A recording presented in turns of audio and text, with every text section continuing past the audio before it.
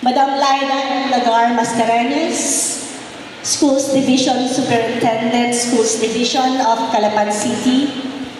Madam Maria Cristeta Andaya, PhD, Public Schools District Supervisor. Mr. Mark Reto, Division Education Program Supervisor. Dr. Nimrod Matige, who's not here with us today. Dr. Jonadel Bakiran, Assistant Principal for Senior High School Academics. Ms. Reynita De Hucos, Assistant Principal for Junior High School Academics. Mr. Ronnie Caringal, Assistant Principal for Operations and Learner Support. Dear teachers, parents, graduates, a pleasant afternoon to all of you. Magandang hapon. It is my great honor to come back here at my alma mater and speak to the graduating batch of 2022. It's been 32 years since I graduated from this very same institution na ang tawag namin noon ay JJ. Short for Jose J. Dale Jr. Memorial National High School. It was also in this same place that I delivered my valedictory speech and proudly marched to get my diploma together with my classmates and friends. Utang namin sa aming mga guro at sa paaralang ito ang paghubog sa aming pagkatao. 3 dekada na nga nakakalipas. And now I come back here with hopefully some wisdom gained from the years of learning and experience that I wish to impart with you this afternoon. Nung matanggap ko ang imbitasyon para maging guest speaker sa inyong pagtatapos, naisip ko na isa itong okasyon na hindi ko pwedeng palampasin. And so, I flew all the way from Thailand, where I have been based for many years now, to be with you here today. Habang nasa eroplano ako, I started to reflect on what I can say to inspire you, to encourage you, and to awaken your hearts and minds to discover your person and your passion. Sabi ko parang mahirap because we seem to have more differences than commonalities. Generation X ako. Generation Z kayo. The generational gap between us is so wide. The environment, particularly the technological landscape that we lived in before and now, are light years apart. The cool kids of JJ in the 1990s had Walkman, which is your version of iPad or Spotify. We had small box-type television, Betamax to watch movies, and landline telephones. There were no computers, and definitely no smartphones. We wore high-cut KP shoes, and the hairspray was a girl's best friend.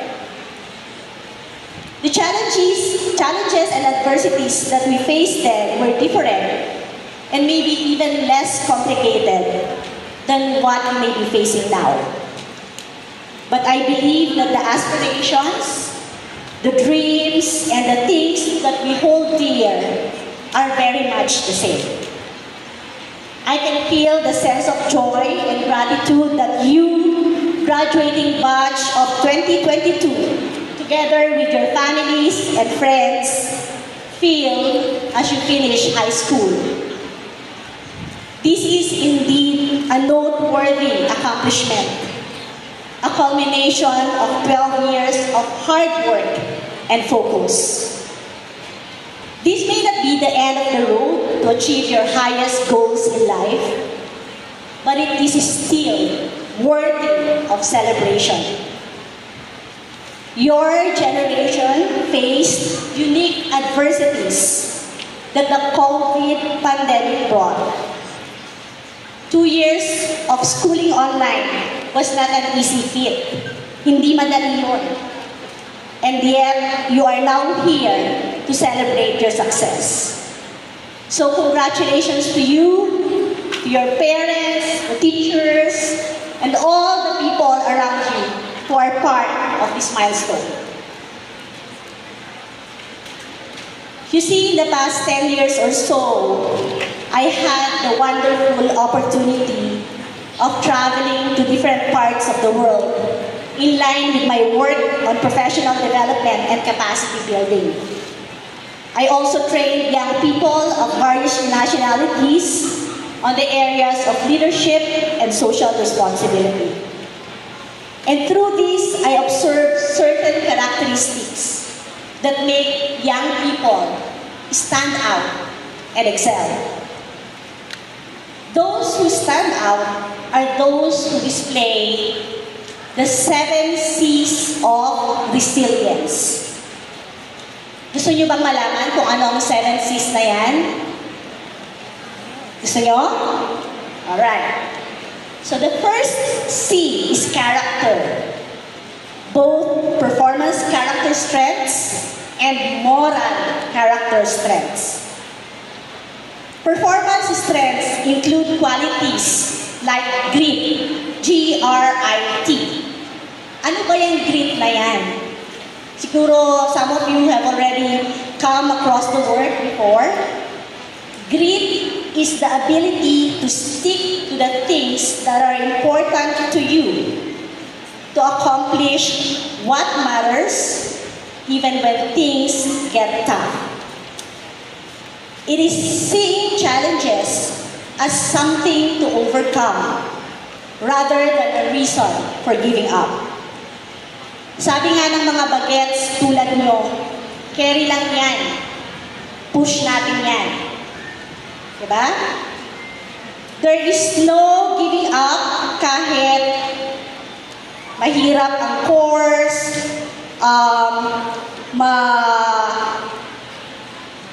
mahina ang wifi, o terror ang teacher, o mahirap ang buhay, mahirap ang trabaho.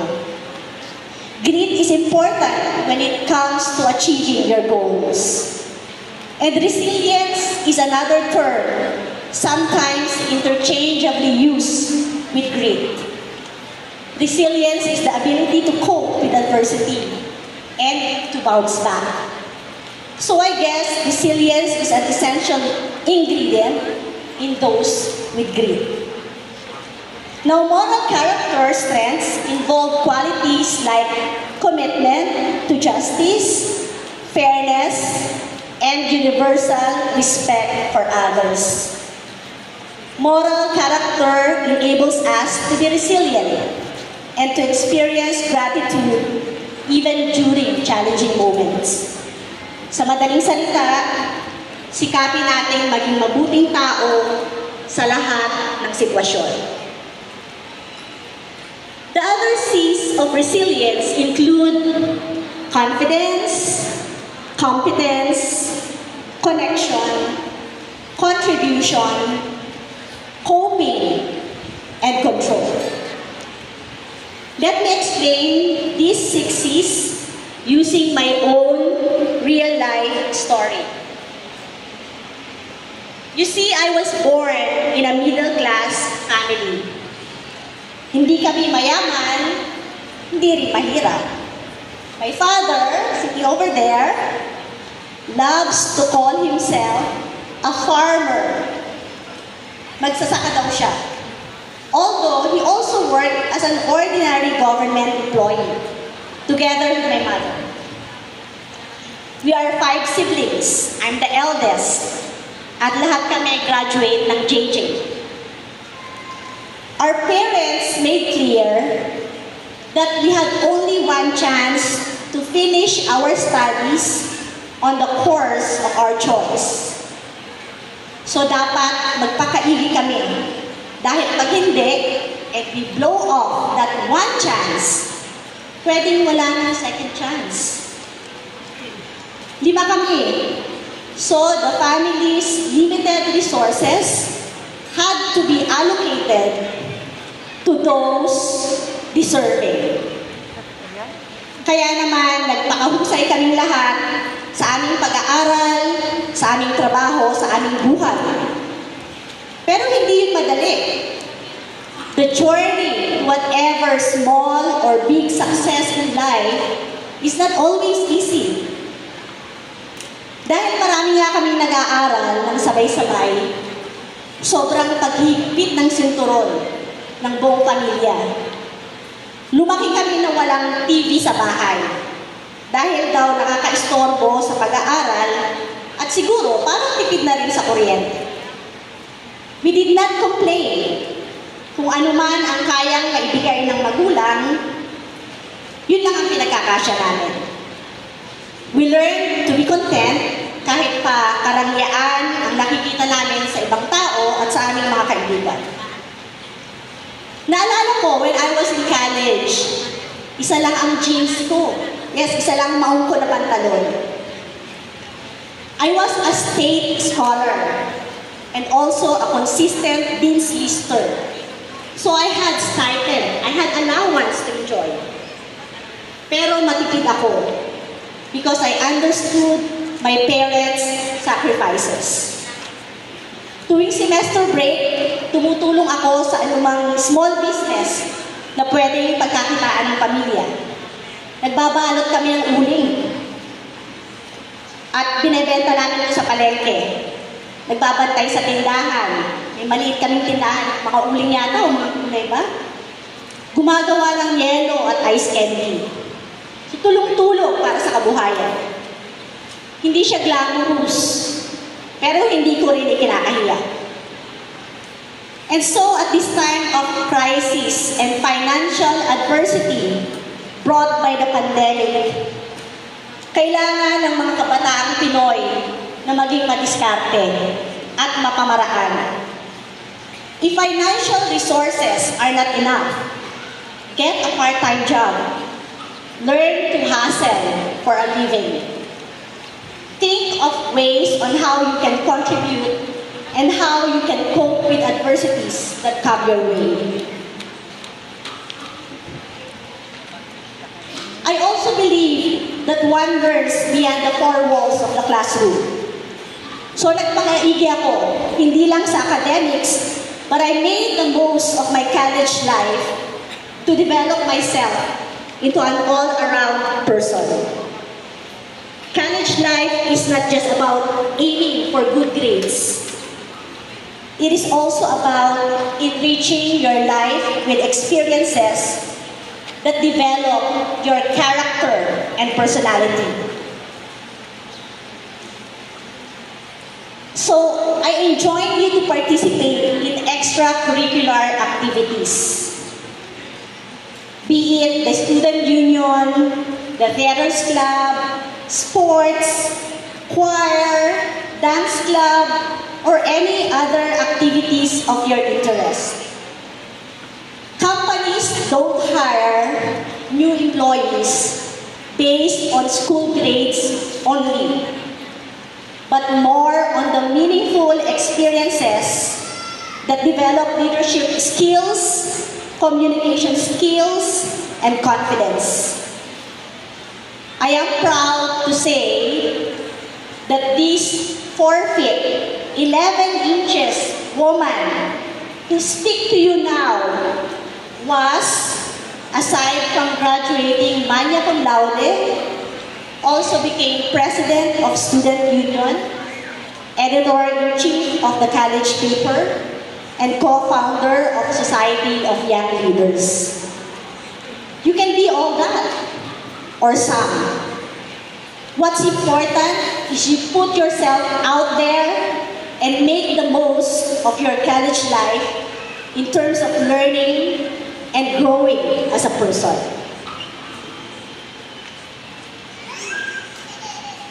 Pero sabi nga nila, ang totoong laban ng buhay ay nasa labas ng eskwelahan, sa labas. To those of you who will not go to college, but instead will be joining the workforce early. Don't ever think that you are less than others or that you deserve little just because you don't have a college degree. Maniwala kayo sa inyong mga kakayahan. Marami na rin nagtapos ng TVL na meron ng matatag na trabaho o sariling negosyo. Your options are actually endless. Just trust in yourself and open your eyes to see windows of opportunities. As you join the workforce or start your own enterprise, basta magsipag lang, maging determinado, lakasan ang loob, at pagbutihin lagi ang anumang gawain.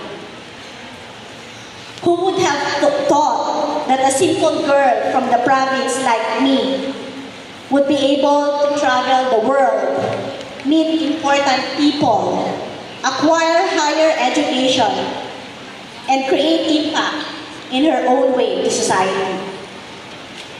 Swerte ba yun? Faith? O hard work? Must be a combination of them all. But most important is hard work.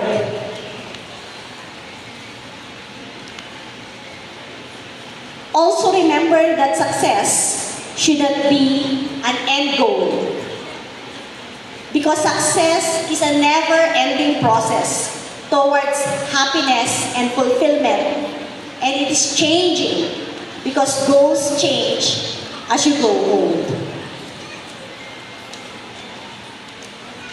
Now, as you end this season of your life and usher in a new journey, I say, pursue your dreams. Although life may not usually follow the plans you lay out for yourself, it's still good and helpful to have a plan than nothing at all, especially when it is your future at stake. It is even better to have plan A, plan B, and plan C, so that if in case plan A didn't work, you still have alternatives. You may one day become a company CEO, or you may not. But that's okay. Okay lang yun. Ang importante, you have already taken the initial steps needed to build a more promising future. Remember that every decision you make, how you choose to spend your time, the people you surround yourself with, the activities you participate in, all these choices should be geared towards achieving the life you want to have. So be intentional with your choices. Take charge of your own life. It is a tough world out there, and nothing will be handed to you. You have to earn it, and it will mean more to you because you will earn it. And my last piece of advice: wash your bowl. Wash your bowl. B-O-W-L. Dito sa Mindoro, ang tawag natin ay bowl. Pero it's a bowl. So wash your bowl. Yes, you heard me right. Wash your bowl. Sa Tagalog, hugasan niyo ang inyong pinagkainan. Plato man yan o mangkok. To explain, let me tell you this story. May isang lalaki nakakapasok lang sa monasteryo para maging isang monk o mongha. Alam niyo ba, monk o mongha? Right? So, tinanong niya ang pinaka-leader doon. Sabi niya, I have just entered here, Please teach me what to do. Bago lang ako dito, turuan mo ako kung anong mga dapat kong gawin. Sumagot yung leader, have you eaten your rice porridge? Kumain ka na ba ng lugaw? Sabi ng monk, yes, I have eaten. Oo, kumain ako. Sabi ng leader, then you had better wash your bowl. Kung ganoon, hugasan mo na ang pinagkainan mong mangkok. At doon, naunawaan ng monk kung ano ang dapat niyang gawin. At that moment, the monk was enlightened. This story is about completing what you started. About being present in all you do instead of rushing to the next activity. It is also about not trying to avoid unpleasant situations, but rather finding the silver lining in everything. Of course, actually doing this can be incredibly challenging. But that's why they call it a practice. Because you will have to do it over and over and over.